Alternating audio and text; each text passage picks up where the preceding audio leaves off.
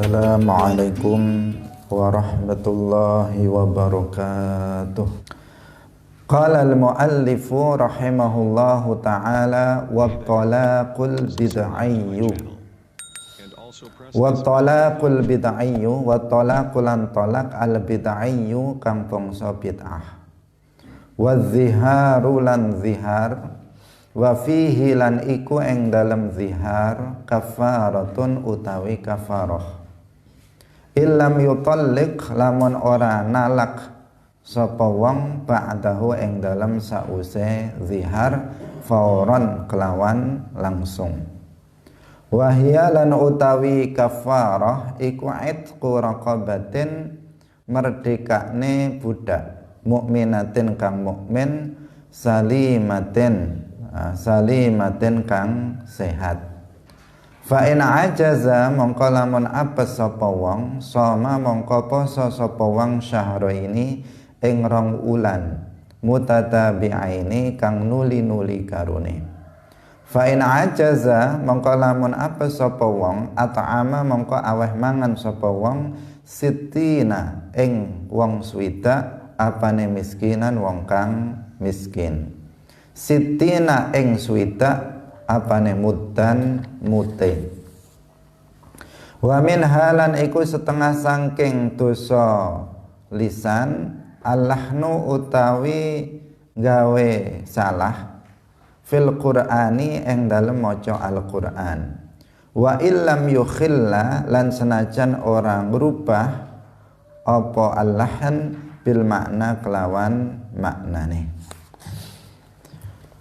Kaum muslimin pemirsa yang dirahmati oleh Allah Subhanahu wa taala, pada pagi hari ini kita masih membahas tentang dosa-dosa lisan dan sudah kita sampaikan bahwa contoh-contoh dosa lisan ini paling banyak karena memang dosa lisan inilah yang paling banyak dilakukan oleh seseorang.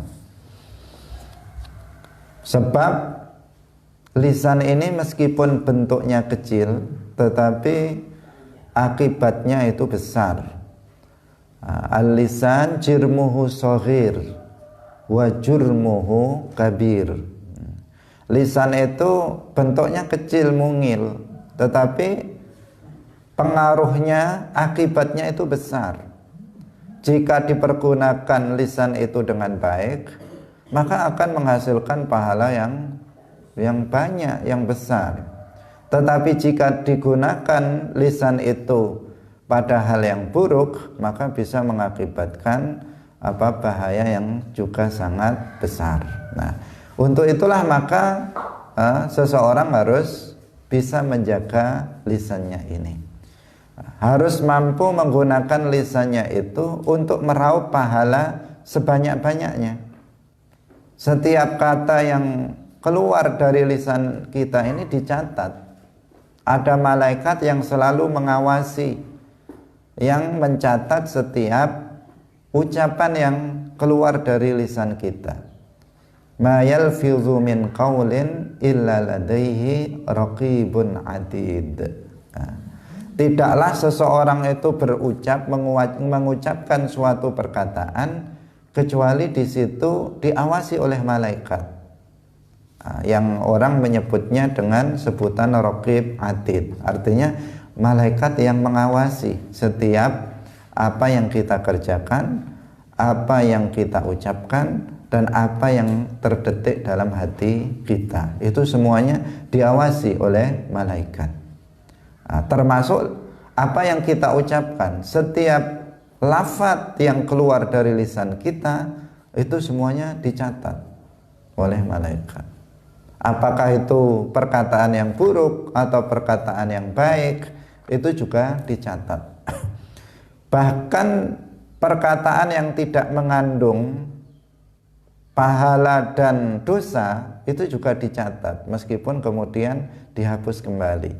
Perkataan yang tidak mengandung dosa itu disebut perkataan yang mubah.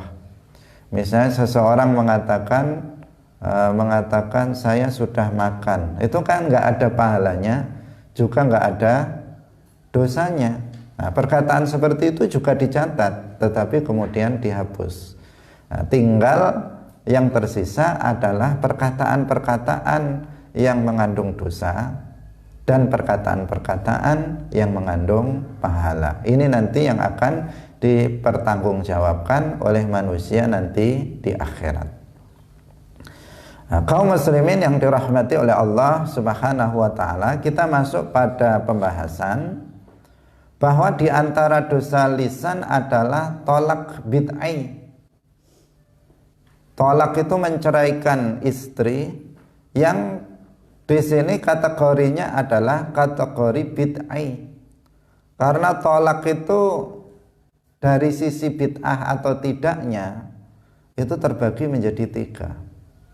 Ada tolak disebut dengan tolak sunni. Ada tolak disebut dengan tolak bid'ai. Dan ada tolak yang disebut dengan la wala, la sunni wala bid'ai. Kapan sebuah perceraian, seorang suami menceraikan istrinya disebut sebagai tolak sunni, yaitu apabila dilakukan oleh suami, menceraikan istrinya itu dilakukan dalam masa suci, tidak dalam keadaan haid, dalam keadaan suci, dan belum melakukan hubungan suami istri dalam masa suci itu. Itu namanya tolaknya tolak sunni, tolak yang sesuai dengan syariat Islam, yang dilakukan tidak ada dosa di situ. Nah, ketika istri sudah suci dari haidnya, sebelum melakukan hubungan suami istri, kemudian suami mengatakan tolak ketuki, aku ceraikan kamu. Ini adalah tolak yang sunni, yang sesuai dengan ketentuan syariat Islam. Nah, yang kedua ini yang haram, yaitu tolak bid'ai. Tolak yang ini tidak sesuai dengan ketentuan syariat Islam, meskipun ini jatuh, tolaknya tetap jadi, tetapi suami berdosa karena telah melakukan tolak itu. Nah, kapan itu? Yaitu ketika istri dalam keadaan haid atau nifas. Jadi istri sedang haid, kemudian suami menjatuhkan tolaknya, mengatakan kepada istrinya, saya ceraikan kamu. Ketika istri dalam masa masih haid atau masih nifas. Ini namanya apa? Tolak bid'i, haram, hukumnya haram, dosa suami yang melakukan itu. Tetapi tolaknya apa? Tetap jatuh.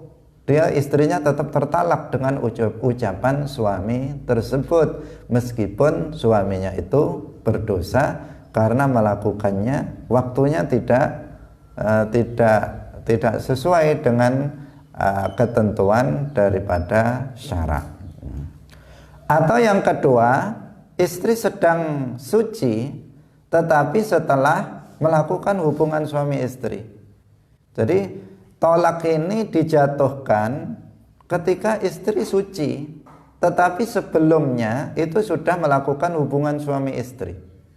Maka tolak ini disebut juga dengan tolak bid'ai. Nah, enggak semestinya suami melakukan itu.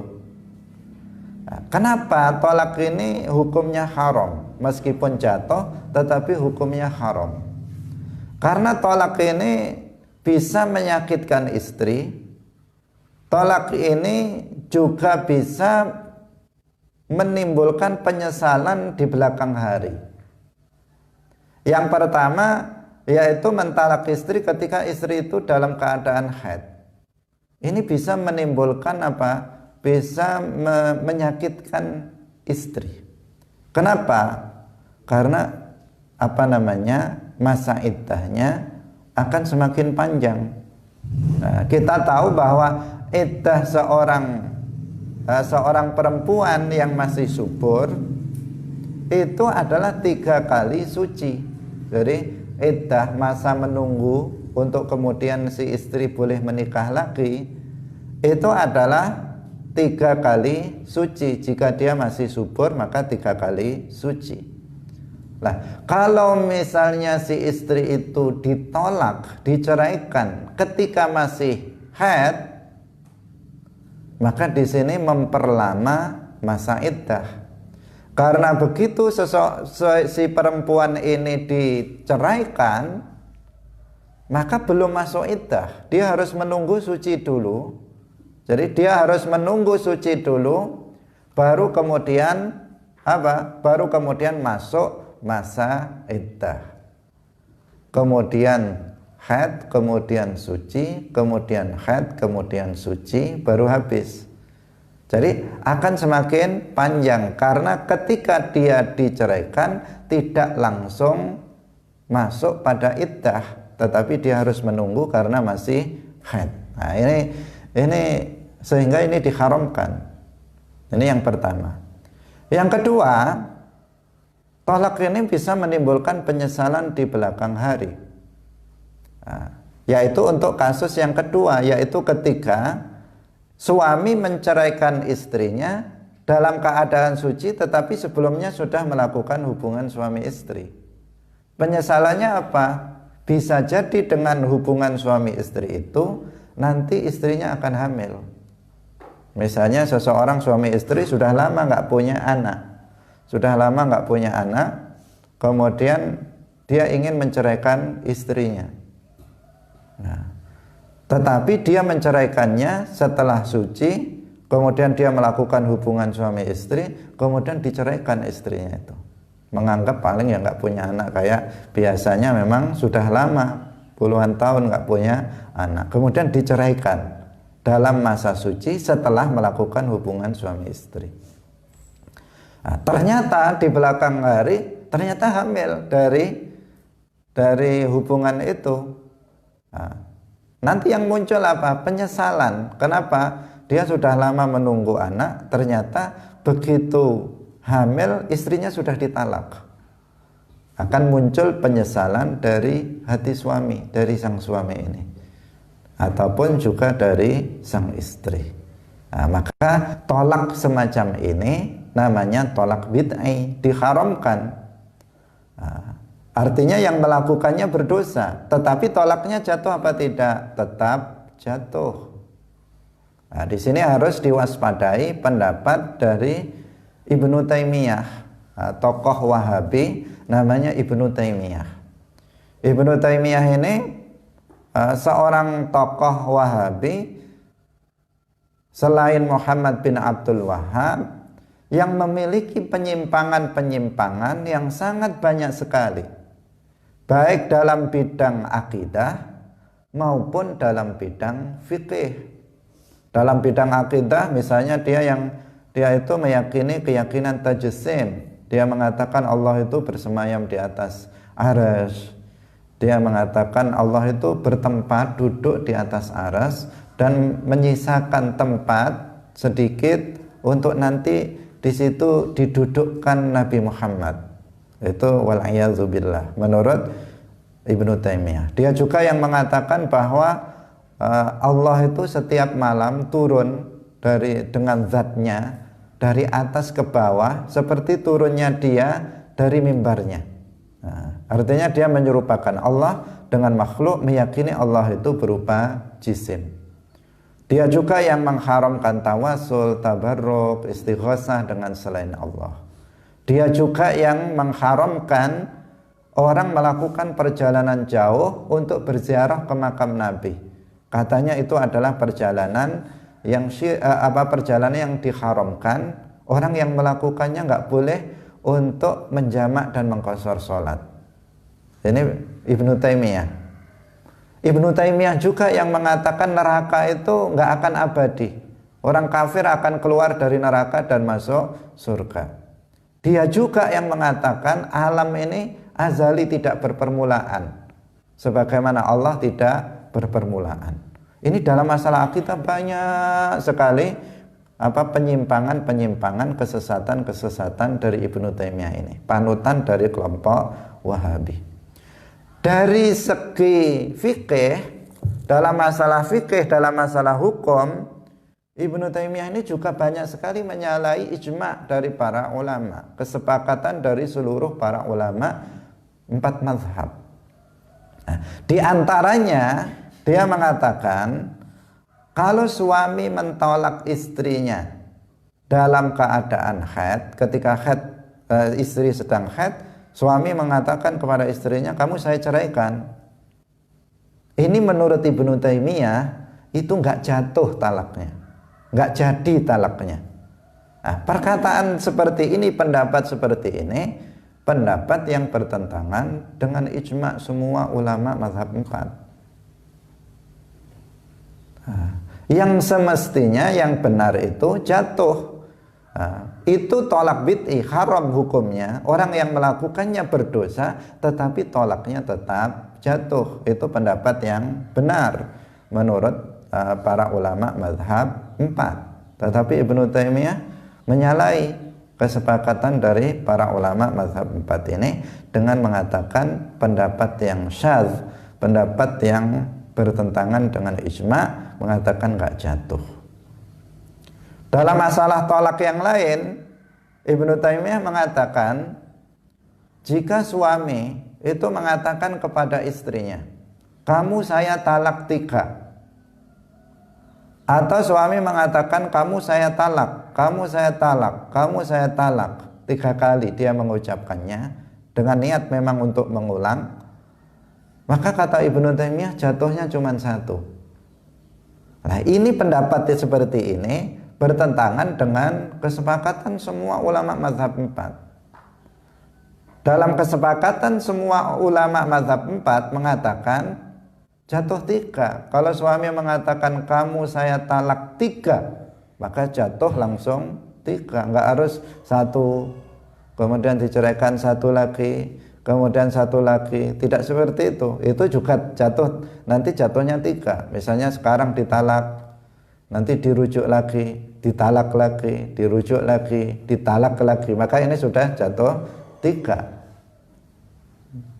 Tolaknya sudah jatuh 3.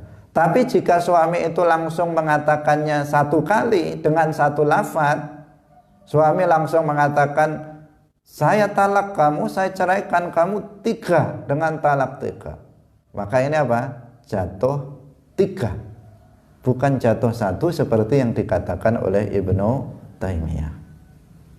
Nah, ini harus diwaspadai, harus diwaspadai. Ini salah satu penyimpangan-penyimpangan yang lain dari Ibnu Taimiyah. Yang lainnya juga adalah masalah tolak. Itu Ibnu Taimiyah mengatakan tolak mu'allaq dalam bentuk yamin, artinya sumpah, itu tidak jatuh. Jadi kalau ada seseorang, suami mengatakan, wallahi apabila kamu masuk ke rumah fulan, maka aku tolak, aku ceraikan. Menurut Ibnu Taimiyah ini enggak jatuh.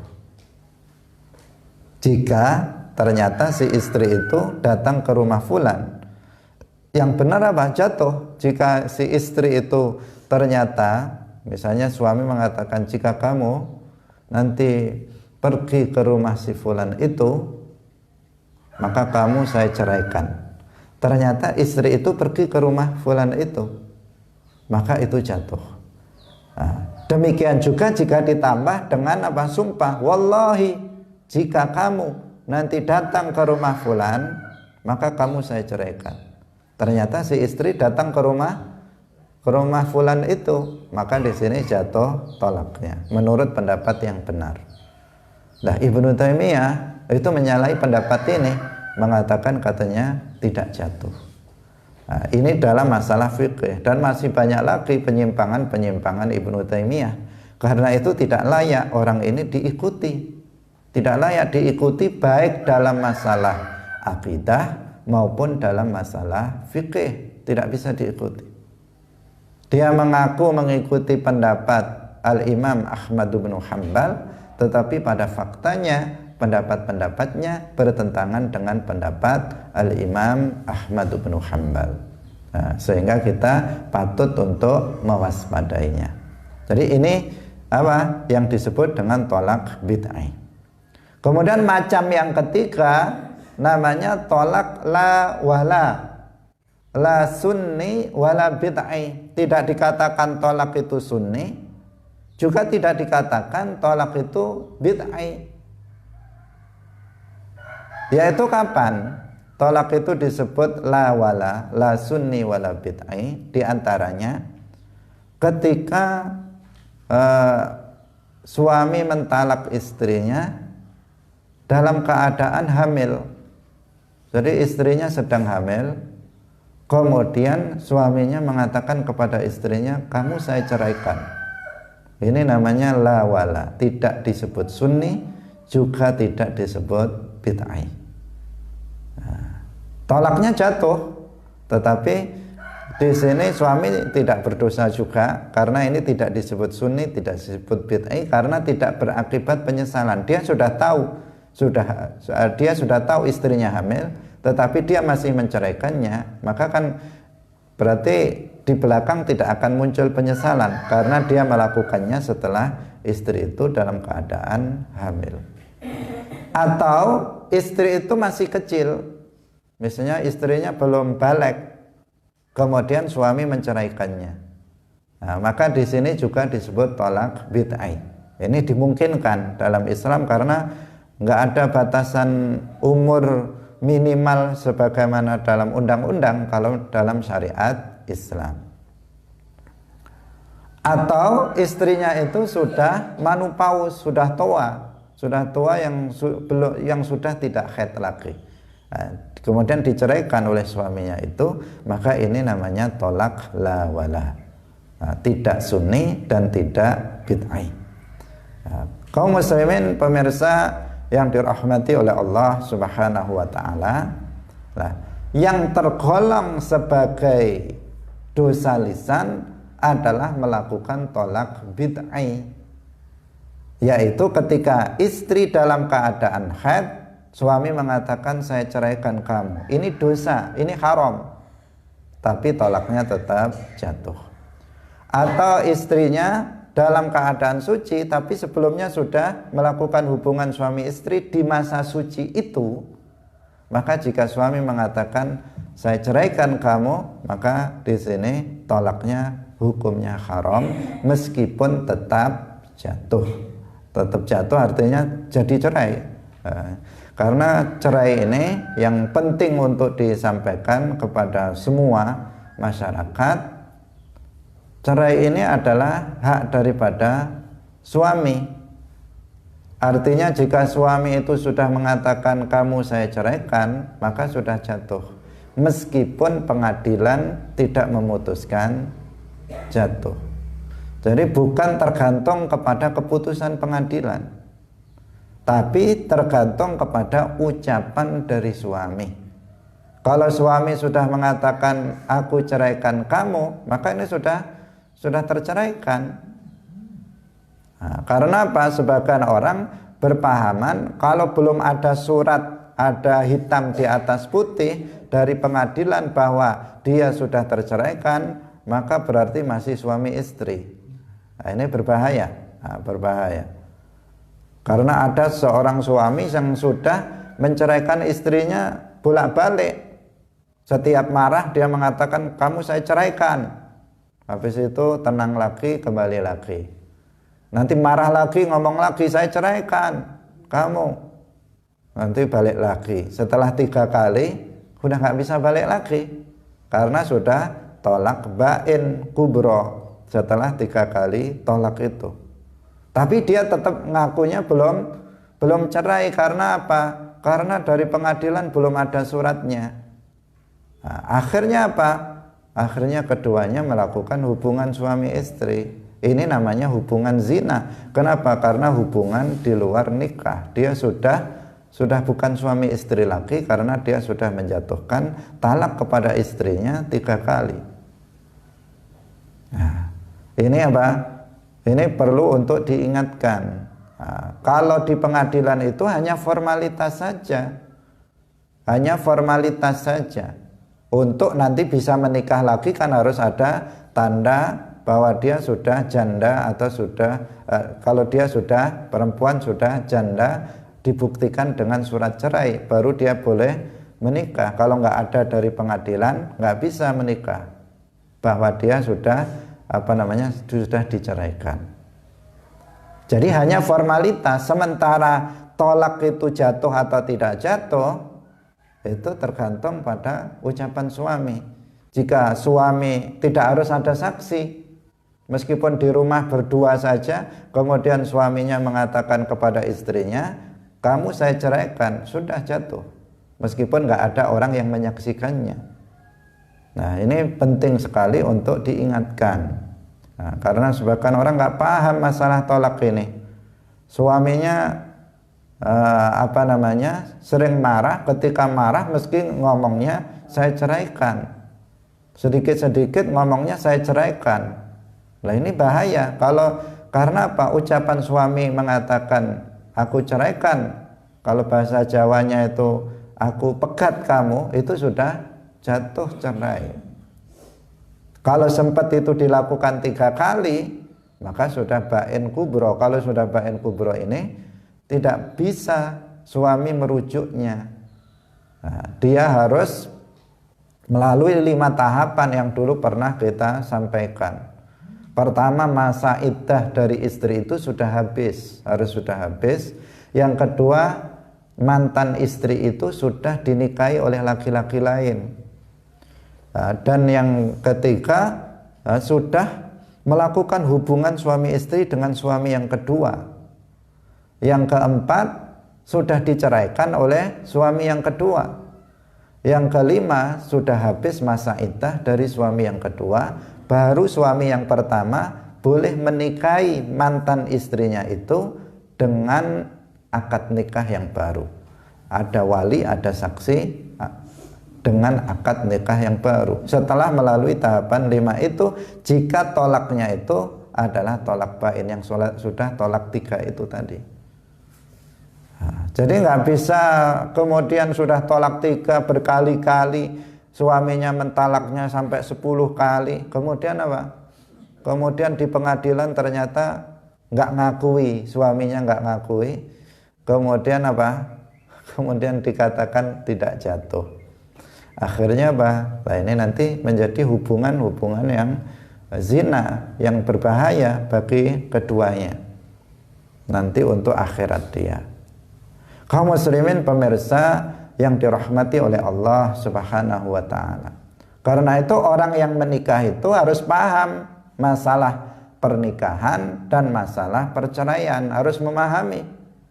Nggak boleh seseorang itu berani menikah sementara dia nggak paham tolak itu apa, ketentuan-ketentuannya itu apa itu tolak bid'ai, apa itu tolak sunni, apa itu tolak lawala, apa itu tolak mu'allak, apa itu tolak munajjas, apa itu tolak raj'i, apa itu tolak bain. Kalau nggak paham, jangan menikah dulu, belajar dulu. Datang kepada ustadz, datang kepada kiai, datang kepada guru, belajar. Kalau enggak nanti bahaya di sini. Nah, bahayanya lebih besar dibandingkan dengan misalnya seseorang berzina secara sembunyi-sembunyi. Artinya ketika tadi karena statusnya sama, ketika seseorang misalnya tadi sudah diceraikan oleh suaminya, sudah tolak 3, tetapi dia tetap berumah tangga, satu rumah, melakukan hubungan suami istri, ini akan terus menerus dan tetangganya pun menganggap dia masih suami istri, dibiarkan aja oleh tetangganya. Akhirnya terjadi apa? Berulang-ulang, perzinaan berulang-ulang tanpa ada orang yang bicara, tanpa ada orang yang mengingatkan. Karena apa? Tetangganya nggak tahu. Karena yang mereka tahu keduanya sudah pernah menikah, sudah menikah, yang mereka tahu. Tapi mereka nggak tahu apa yang terjadi, bahwa telah terjadi perceraian di situ.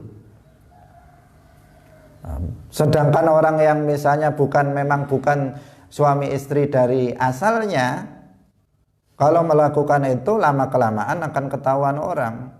dan akan berhenti melakukannya. Tetapi kalau yang ini akan terus menerus. Makanya apa?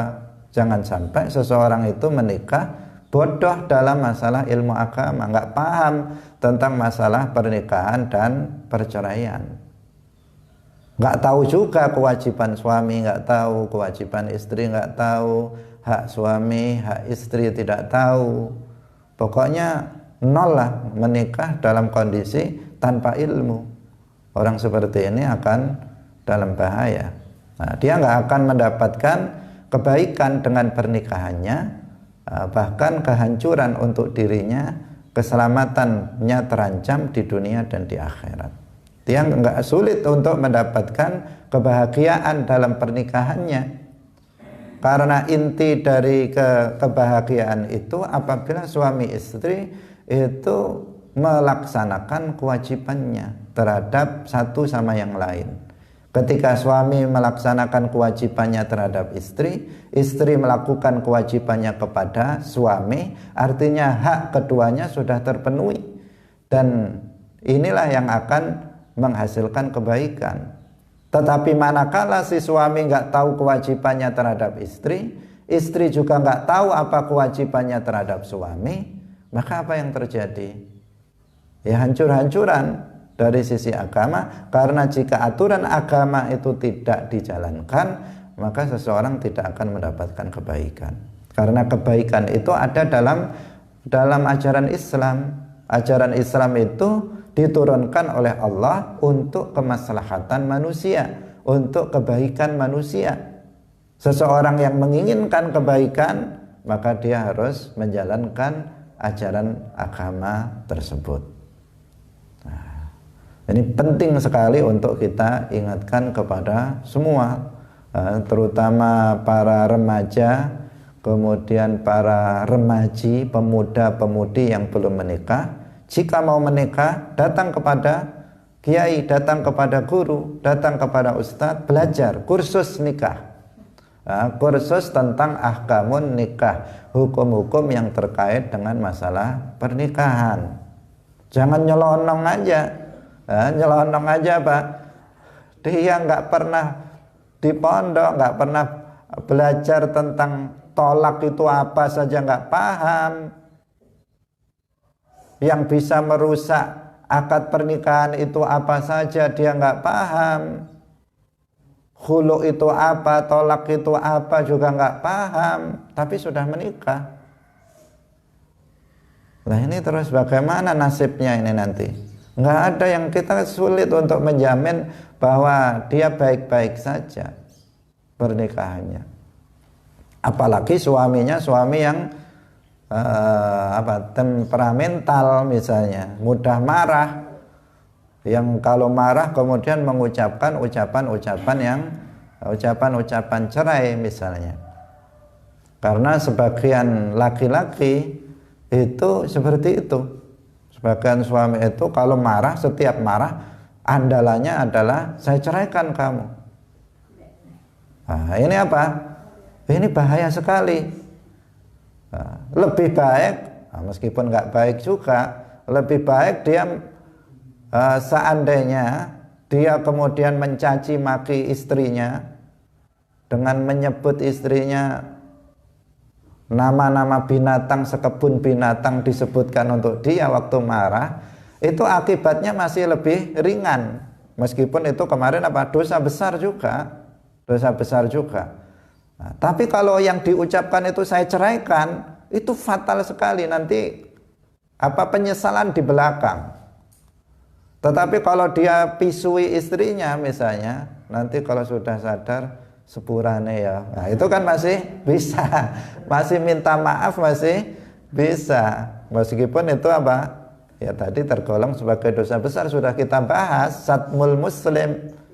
Nah, tetapi kemudian akibat belakangannya itu tidak menimbulkan penyesalan yang terus menerus.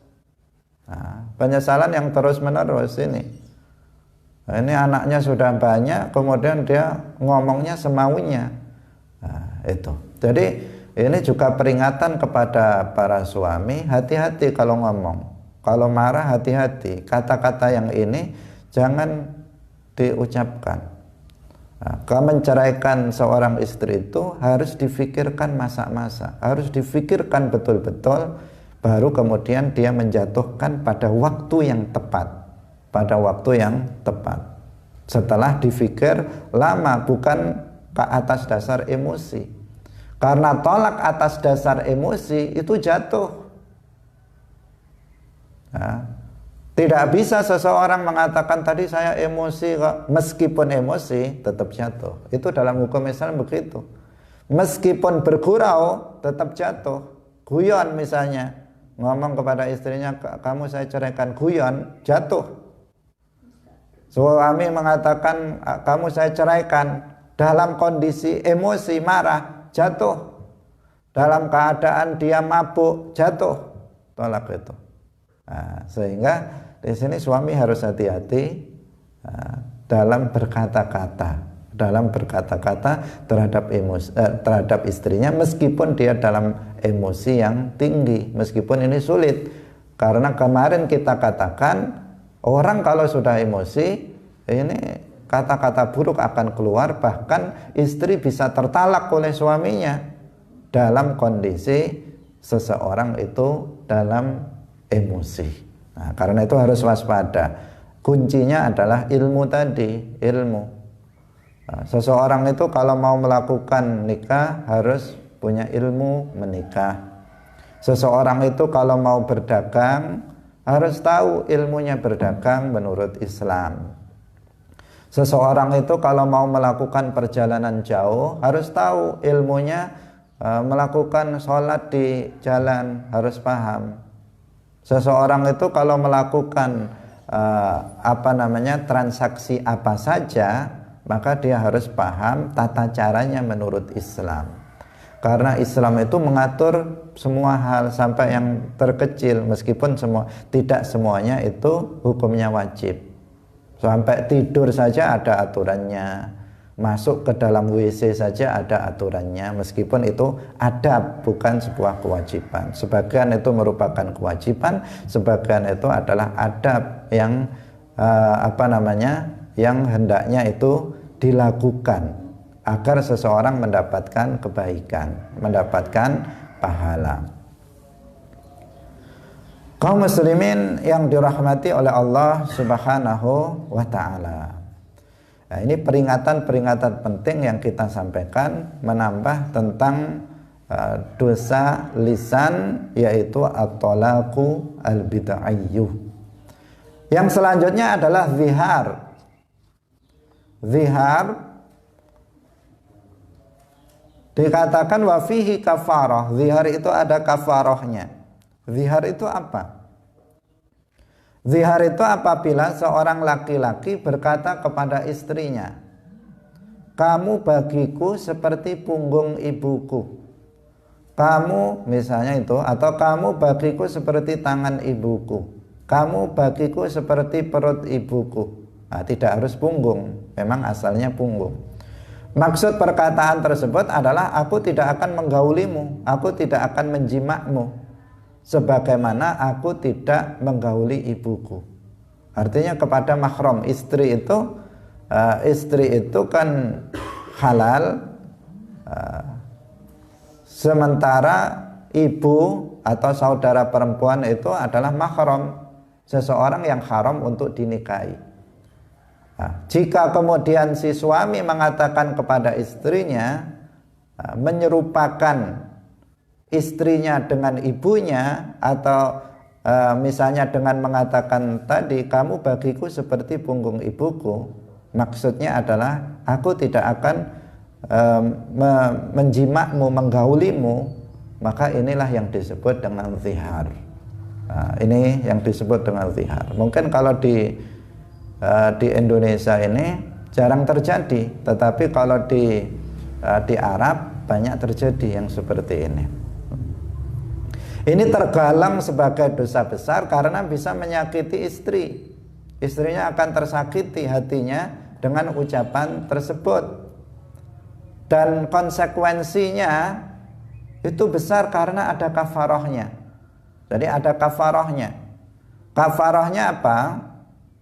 Kafarahnya adalah memerdekakan budak. Jika dia mampu maka dia harus memerdekakan budak. Ini jika tidak ditalak secara langsung ya. Tapi jika suami itu mengatakan kepada istrinya, kamu bagiku seperti punggung ibuku. Artinya dia maksud dia adalah saya tidak akan menggaulimu, menjimakmu misalnya, tidak akan menjimakmu. Maksudnya seperti itu. Maka di sini dia kalau dia tidak langsung menceraikan istrinya, maka dia kena kafarah. Kalau dia langsung menceraikan istrinya, dia nggak kena kafarah. Tetapi kalau dia tidak langsung menceraikan istrinya, maka dia kena kafarah. Kafarahnya adalah yang pertama, ini secara berurut ya, tidak pilihan. Yang pertama adalah memerdekakan budak mukmin yang sehat, bisa laki-laki atau perempuan budaknya. Sehat itu artinya yang selamat dari cacat, yang bisa menghalangi untuk bekerja. Karena budak ini kan difungsikan untuk bekerja, untuk sayyidnya, untuk pemilik budak itu. Maka budak yang dimerdekakan ini haruslah budak yang sehat, bukan budak yang misalnya nggak bisa kerja karena sakitnya. Tetapi ini sudah zaman sekarang sudah nggak ada, perbudakan sudah tidak ada lagi. Katanya ada di Afrika sebuah negara, tetapi itu pun sudah tidak diperjualbelikan. Kaum muslimin yang dirahmati oleh Allah Subhanahu wa taala, jika tidak bisa karena memang budaknya nggak ada, atau dia nggak punya uang untuk membeli budak untuk kemudian dimerdekakan, maka di sini dia bisa menggantinya dengan berpuasa 2 bulan berturut-turut, bulan hijriah ya, tentu dengan bulan hijriah berturut-turut, bersambung. Tidak boleh ada satu hari yang kemudian dia nggak puasa. Kalau sempat ada yang nggak puasa dalam 2 bulan ini, misalnya sudah dapat 55 hari dia berpuasa, hari yang ke-56 dia sakit sehingga nggak puasa, maka harus diulang dari awal. Itu kafarahnya bagi orang yang melakukan zihar. Karena itu zihar ini termasuk dosa besar, termasuk dosa besar yang juga patut diwaspadai oleh suami terhadap istrinya.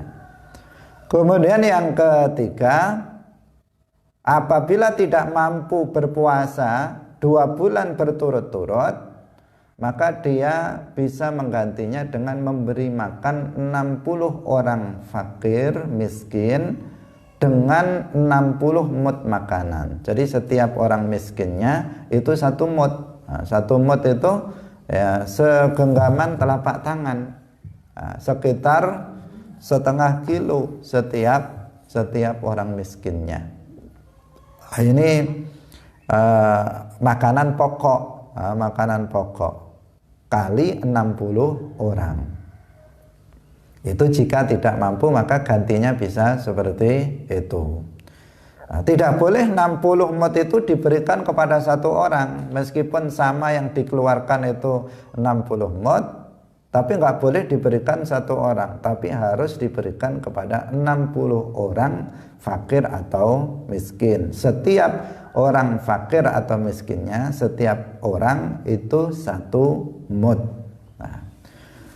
Kaum muslimin yang dirahmati oleh Allah Subhanahu wa taala, tapi boleh seandainya misalnya 60 orang fakir miskin itu langsung diundang dalam satu tempat, kemudian masing-masing diberikan 1 mud, itu diperbolehkan 1 mud dari bahan makanan pokok daerah tersebut.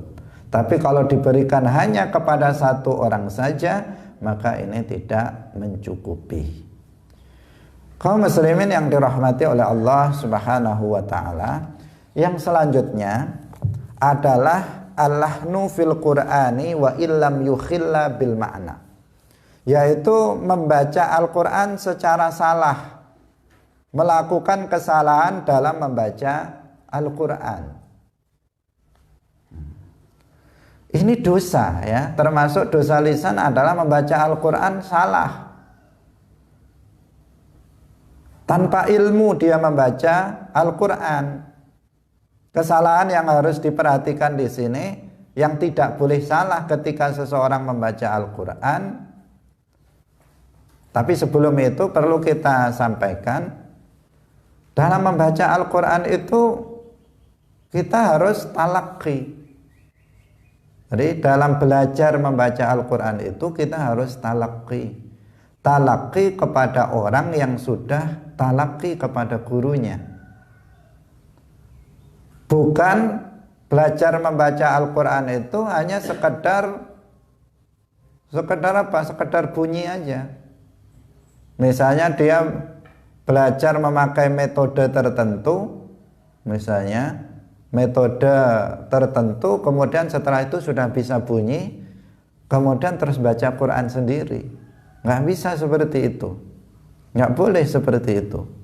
Seseorang harus belajar membaca Al-Quran mulai dari Al-Fatihah sampai An-Nas kalau dia mau belajar. Karena yang wajib ini belajar Al-Quran itu adalah Al-Fatihah, yang wajib ain. Kalau yang lain itu fardu kifayah. Tidak wajib ain bagi setiap muslim itu untuk bisa membaca Al-Quran seluruhnya, tetapi wajib ain bagi setiap orang untuk bisa membaca suratul Fatihah. Karena suratul Fatihah membacanya adalah rukun sholat.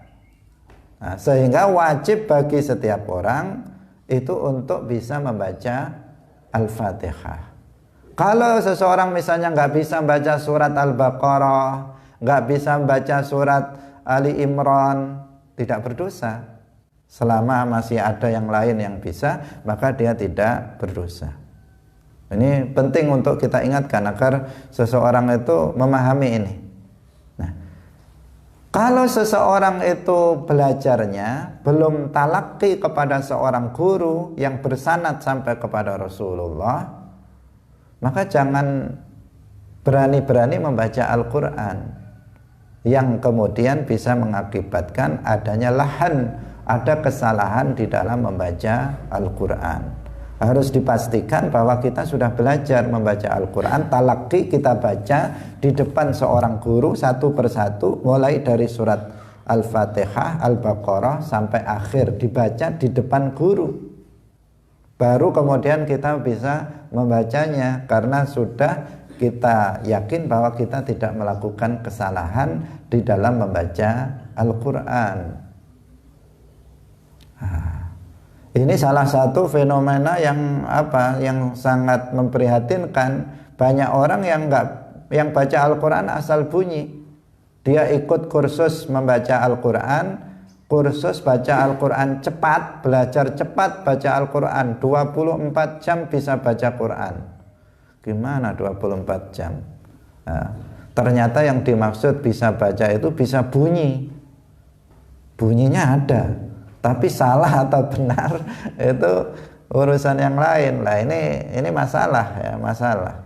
Belajar Al-Quran bukan seperti itu. Belajar Al-Quran itu adalah dengan talaqi. Talaqi itu apa? Membaca Al-Quran di depan guru secara langsung. Itu membaca Al-Quran begitu.